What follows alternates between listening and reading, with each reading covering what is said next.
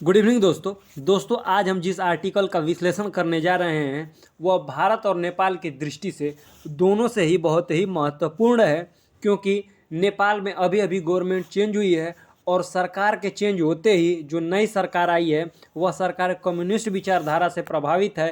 तो उस सरकार के आते ही अब चाइना नेपाल में सक्रिय हो गया है। नेपाली गवर्नमेंट ने चीन को वहाँ पर कहाँ पर नेपाल में ट्रेन का विकास करने के लिए मंजूरी दे दी है। ट्रेन का विकास का मतलब रेलवे मार्ग बिछाने की मंजूरी दे दी है। और चाइनीज विशेषज्ञ काठमांडू पहुंच गए हैं क्या करने के लिए, स्टडी करने के लिए, क्योंकि नेपाल में ट्रेन मार्ग बनाना कोई आसान काम नहीं है।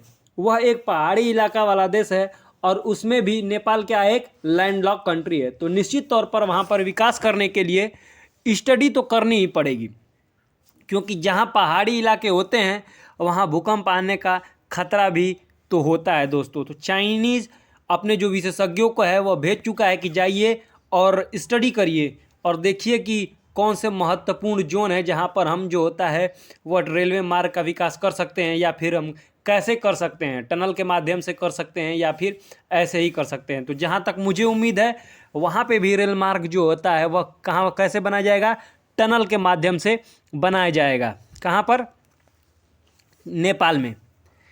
नेपाल के लिए वहाँ पर ट्रेन कैसे बिछेगा यह समस्या है।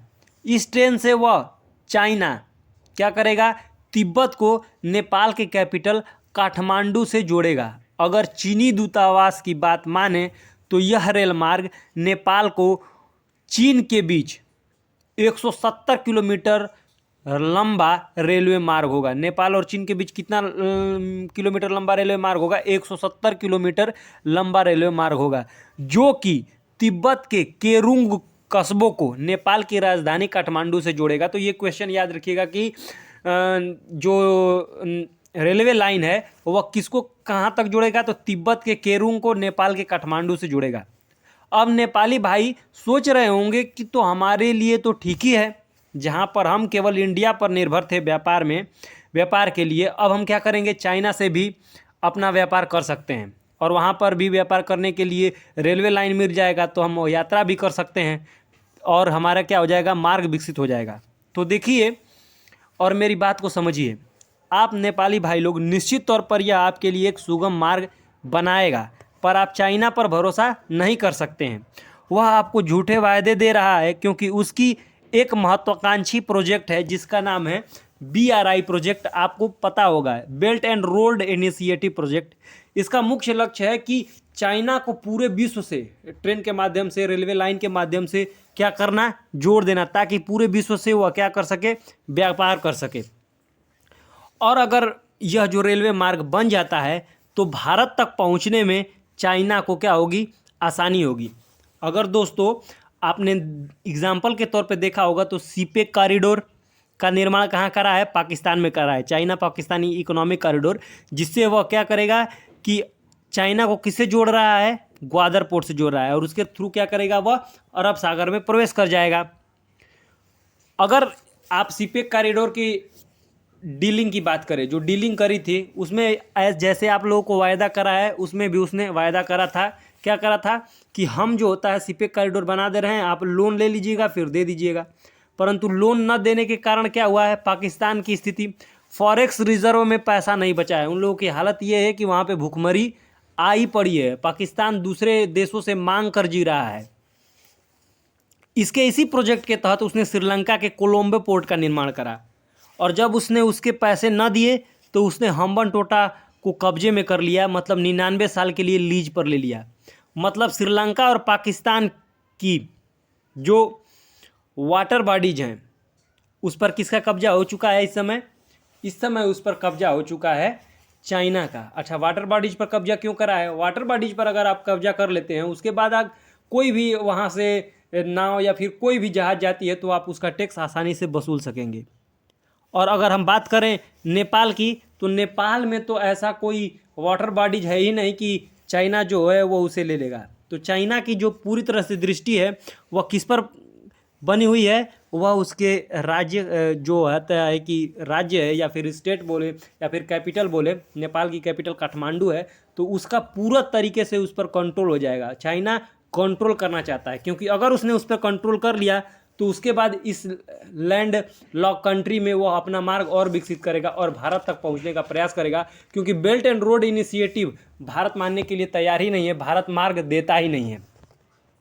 तो वह रेलवे मार्ग बनाएगा, पर आपको उसके लिए पैसे देने पड़ेंगे और इसके बदले में वह आपके यहाँ जो भी महत्वपूर्ण व्यापारिक केंद्र है, जो कि मेरे समझ से मैंने पहले ही बताया कि काठमांडू है, उसे लीज पर ले लेगा और यही उसका प्लान है। आप उसकी डेप्थ ट्रैप पॉलिसी जानते ही होंगे, यही करता है। उसके बाद क्या करेगा, उस रेलवे मार्ग को लुम्बिनी तक जोड़ेगा। अगर चाइना ऐसा करने में सफल हो गया तो भारत की सीमा से मात्र 29 किलोमीटर दूर रह जाएगा और इस रेल मार्ग के निर्माण में लगभग 8 अरब डॉलर का खर्च आएगा, जो कि नेपाल के बस की बात तो नहीं है भाई साहब, कि नेपाल तो अकेले दे नहीं पाएगा। तो चाइना ने नेपाल से कहा है या उसे लालच दिया है कि आप घबराएं ना, हम आपको लोन दे देंगे और आपके लिए रेलवे लाइन का निर्माण कर देंगे, ताकि आप क्या करेंगे कि आप हमारे साथ व्यापार कर सकें।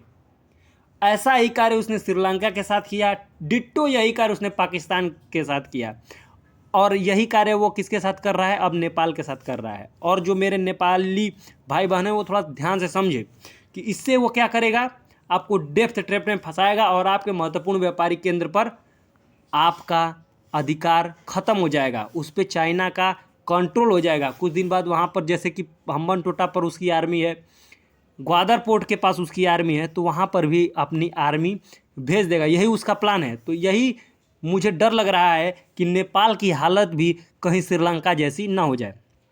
अब मेरे कुछ नेपाली दोस्त यह सोच रहे होंगे कि इससे तो हमारा व्यापार बढ़ेगा भाई, मतलब अभी जहां हम लोग एक देश से व्यापार कर रहे थे, भारत से व्यापार कर रहे थे, भारत पर निर्भर थे, अब तो हम दो तरह से व्यापार करेंगे, चाइना से भी, भारत से भी। पर अगर आप अपने देश का व्यापार निकालें कि किसके साथ कितना व्यापार होता है, तो चाइना के साथ आप पाएंगे कि आप हमेशा व्यापारिक घाटे में ही रहते हैं। आप चाइना से जो सामान मंगाते हैं वो 1.7 बिलियन डॉलर का आप सामान मंगाते हैं, लेकिन जो आप सामान बेचते हैं वह 5 मिलियन डॉलर का चाइना को बेचते हैं। तो इससे का मतलब यह हुआ कि आपका फॉरेक्स रिजर्व घटता ही है, उसे व्यापार करने में बढ़ता नहीं है। किसके साथ? चाइना के साथ। तो अगर रेलवे लाइन बन भी जाती है तो इससे आपको घाटा ही होगा। इससे पहले जो नेपाली गवर्नमेंट थी वह समझदार थी, उसने 3 साल पहले चाइनीज गवर्नमेंट के साथ व्यापार को बंद कर दिया था। चाइना और नेपाल के बीच जो सबसे पुराना व्यापारिक क्रॉसिंग है या सीमा क्रॉसिंग है, उसका नाम है रासुवागादही। ये आपको याद रखना है, जो नेपाल और चीन के साथ सबसे पुराना सीमा क्रॉसिंग है, ये आपको याद रखना है। उसने क्या किया, जो पुरानी गवर्नमेंट थी उसने इसको बंद कर दिया कि भाई साहब हम चाइना के साथ व्यापार करने के लिए तैयार नहीं है और हम इस रेलवे लाइन के लिए भी तैयार नहीं है, हम नहीं चाहते हैं कि चाइना रेलवे लाइन बनाए। लेकिन जो यह नई सरकार बनी है, केपी शर्मा ओली और पुष्पकमल प्रचंड की सरकार, दोनों ने क्या किए हैं, एक दूसरे से गठबंधन बनाया है और गठबंधन बनाकर सरकार बनाया है और शेर देवबा की सरकार को गिरा दिया है, शेर बहादुर देवबा जी की सरकार को गिरा दिया है। तो उन्होंने ये जो दोनों नए आए हैं, दोनों के जो सहयोग से सरकार बनी है, ये दोनों क्या है, कम्युनिस्ट विचारधारा से प्रभावित हैं। तो उन्होंने व्यापारिक मार्ग को 3 साल के लिए खोल दिया है।